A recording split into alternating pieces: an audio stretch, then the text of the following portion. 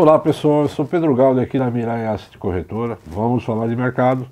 No último bate-papo que a gente teve foi a semana antes do Carnaval, né? Então a gente está voltando agora do Carnaval. Segunda, terça não houve mercado financeiro no Brasil. Quarta-feira só meio período, enquanto os mercados lá fora operaram normalmente.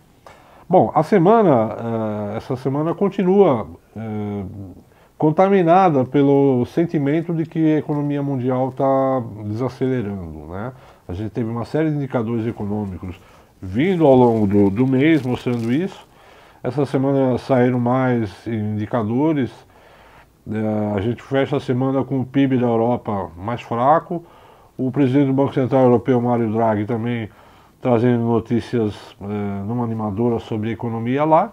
Então, logicamente, continua, né, associado às incertezas sobre as negociações Estados Unidos e China, sobre guerra comercial, inteligência, enfim, tecnológica. Isso se arrasta já há várias semanas e é o fator que vai continuar contaminando.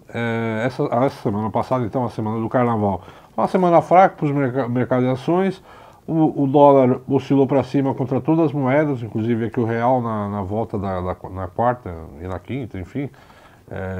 Além da pressão do dólar sobre as moedas lá fora por conta da questão da guerra comercial, aqui dentro a gente tem aqui a incerteza sobre o andamento da reforma da Previdência, que é fundamental para o nosso mercado financeiro se direcionar ou se definir, vamos dizer assim, né?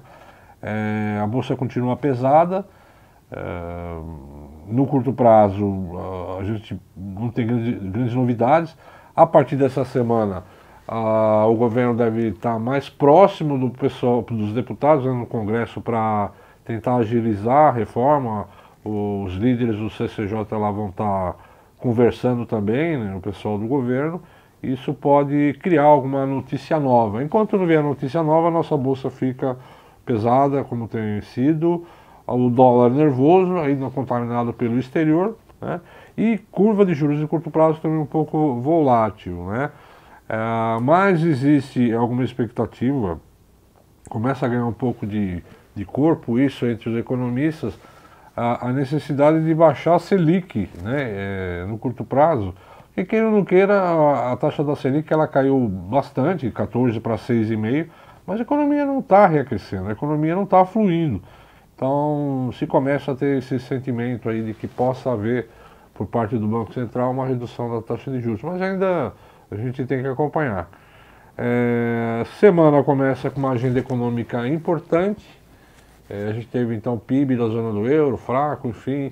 E essa semana a gente tem a continuidade dos indicadores de atividades. Então, você tem a leva final de PMI de indústria, né?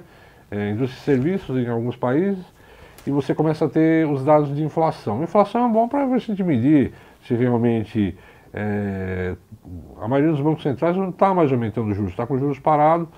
Então, essa relação, se a inflação sobe, você pode aumentar os juros ou diminuir os juros, enfim, isso tudo vai servir para balizar essa visão de que a economia possa estar desacelerando. Então, é uma semana importante em termos de indicadores. O payroll, lá saiu o ADP, o payroll, lá, os dados de trabalho no mercado dos Estados Unidos continuam, a economia lá continua forte, né? Apesar de alguns indicadores virem abaixo do esperado e criar pontualmente uma sensação de que os Estados Unidos também está desacelerando, né? Isso está mais claro em Europa e China, né? Os Estados Unidos ele dá um a favor, um contra, né? Mas assim, lógico, os Estados Unidos ele cresceu demais e pode começar a perder força, né? Então isso é o que a gente tem que monitorar. Então a semana passada, então, a semana contaminada por Carnaval, e essa semana então começa com a leva final de indicadores de atividades e a retomada dos resultados corporativos aqui no Brasil.